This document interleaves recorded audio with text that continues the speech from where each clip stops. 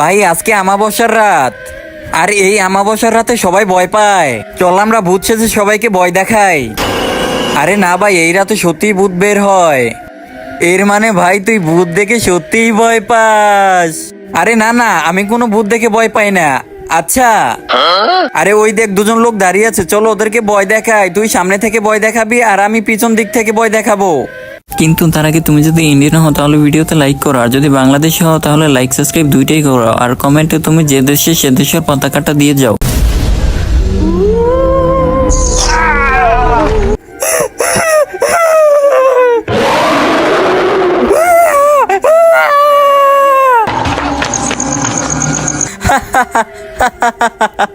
আরে বাহ ভাই বাহ, ভয় দেখিয়ে অনেক মজা পেলাম। আরে ভাই আমি তো এইখানে, ওইটা তো সত্যিকারের ভূত।